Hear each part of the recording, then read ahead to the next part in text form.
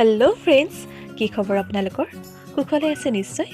মই লিপিছ ডায়েৰীলৈ পুনৰ লিপি আহিছোঁহি আৰু আজি লৈ আহিছোঁ আপোনালোকৰ বাবে পিঠাগুড়িৰ বিস্কুট।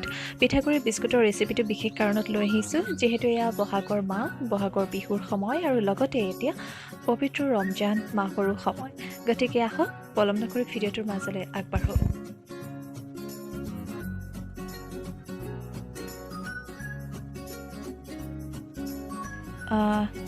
এটা বাতি, ডাঙৰ আকাৰৰ বাতি এটা ল'ব। তাত অকণমান ৰিফাইণ্ড তেল আৰু লগতে অকণমান খোৱা ছ'ডা, বেকিং ছ'ডা লৈ লৈছোঁ। ইয়াৰ বেকিং ছ'ডাৰ পৰিমাণটো কমাই দিব। আপোনালোকে ৰিফাইণ্ড তেলৰ পৰিমাণৰ দি দিব আপোনালোকৰ অনুযায়ী, আৰু ৰিফাইণ্ড তেলৰ সলনি আপোনালোকে ঘিউ ব্যৱহাৰ কৰিব পাৰে। এয়া হৈছে ময়দা অকণমান লৈছোঁ, আৰু ইয়াত লৈছোঁ মই চেনিৰ গুড়ি ঘৰতে কৰি লৈছোঁ। এয়া হৈছে পিঠাগুড়ি।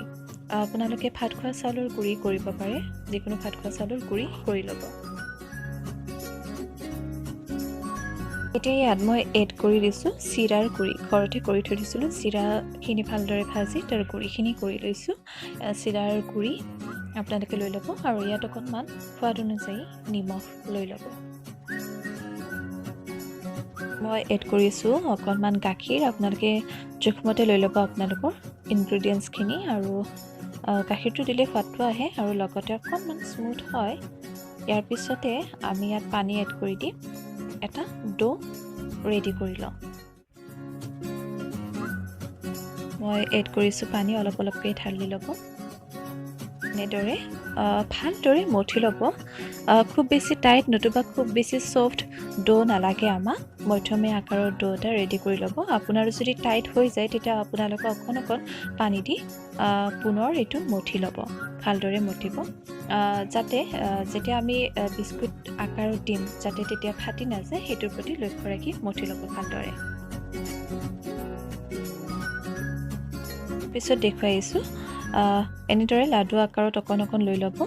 হাতৰ তলিতে আমি লাডু আকাৰ লৈ ল'ম, এয়া দেখুৱাৰ ধৰণে, আৰু অকণমান চেপেটা কৰি দিম হাতৰ তলিৰে। তাৰ পাছতে এটা পেৰাৰ দৰে আপোনালোকে কৰি ল'ব, আৰু মন কৰিব যাতে খুব বেছি পাতল নতুবা খুব বেছি মোটা নহয়।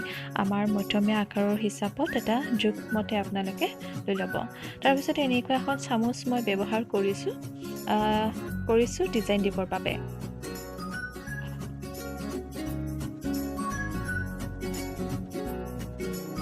এনেদৰে পুনৰ লৈ লৈছোঁ, আৰু চেপেটা কৰি ল'ম, আৰু পেৰা আকাৰত লৈ ল'ম এটা। তাৰ পাছতে পুনৰ চামুচ ব্যৱহাৰে কৰিছোঁ মই। আপোনালোকে যিকোনো ধৰণৰ তেনেকুৱা যিসমূহ জোঙা আকাৰৰ বস্তু, তেনেধৰণৰ যিকোনো ধৰণৰ ডিজাইন আপোনালোকে দিব পাৰে যিকোনো বস্তুৰে। সেইটো আপোনালোকৰ মন পচন্দৰ ডিজাইন এটা দি দিব। এয়া চাওক, মই খুব বেছি পাতল নতুবা খুব বেছি মোটা কৰা নাই। এনেদৰে পুনৰ চামুচ ব্যৱহাৰ কৰিছোঁ মই, আৰু ডিজাইন দিবলৈ। মই এপিঠিতে বিস্কুটৰ ডিজাইন দিছোঁ। আপোনালোকে ইচ্ছা কৰিলে দুইপিঠিতে ডিজাইনটো দি দিব পাৰে।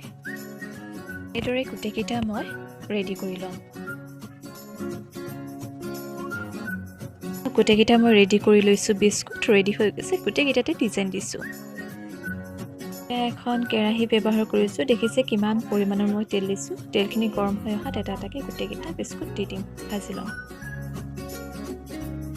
যেতিয়া ৰঙচুৱা হৈ আহিব তেতিয়া মই ওলটাই দিছোঁ এটা পিঠি, আৰু খাবলৈ খুব ক্ৰিস্পি হয়, টেষ্টি হয়। আপোনালোকে যিহেতু বহাগৰ মাহ লগতে ৰমজান মাহ, এই ৰেচিপিবিধ ট্ৰাই কৰি চাবচোন। পিঠা বিস্কুট ৰেডি হৈ গৈছে। মই বাতৰি কাকত এখনৰ ওপৰত উলিয়াই লৈছোঁ। আপোনালোকে টিচু ব্যৱহাৰ কৰিব পাৰে যাতে তেলখিনি ইয়াত শুহি লৈ। ইয়াত ডিজাইনটো দেখুৱাই দিছোঁ। ডিজাইনটো খুব সুন্দৰ হৈ বহি গৈছে। আপোনালোকে যিকোনো ডিজাইন দিব পাৰে কৈছোঁ আগতে, আৰু মই এপিঠিত ডিজাইন দিছোঁ। আপোনালোকে দুই পিঠি ব্যৱহাৰ কৰিব পাৰে। খাবলৈ খুব ধুনীয়া হয়, দেখিছে মচমচীয়া হয়। ট্ৰাই কৰি চাব এবাৰ। এয়া দেখুৱাইছোঁ পুনৰ গোটেইকেইটা বিস্কুট আমাৰ পিঠাগুড়িৰ ৰেডি হৈ গৈছে। দেখিবলৈ খুব ধুনীয়া হৈছে, ৰঙচুৱা হৈছে আৰু লগতে খাবলৈ বিৰাটেই টেষ্টি হৈছে। আৰু বহাগৰ বিহুৰ বতৰ আৰু লগতে ৰমজানৰ মাহ, এই সময়ছোৱাত যদি আমি এনেদৰে ঘৰতে পিঠাগুড়িৰে বিস্কুট বনাই খাব পাৰোঁ, ইয়াতকৈ আৰু কি লাগে নহয় জানো? গতিকে আপোনালোকে যদি ভিডিঅ'টো মোৰ চাই ভাল পায় তেতিয়াহ'লে এটা লাইক দিব, কমেণ্টত জনাব আপোনালোকৰ মতামত, লগতে ছাবস্ক্ৰাইব কৰিব মোৰ চেনেলটো আৰু লগতে শ্বেয়াৰ কৰিব যদি বেয়া নাপায়। আৰু পুনৰ নতুন এটা ভিডিঅ' লৈ আহিম। এতিয়ালৈ ধন্যবাদ।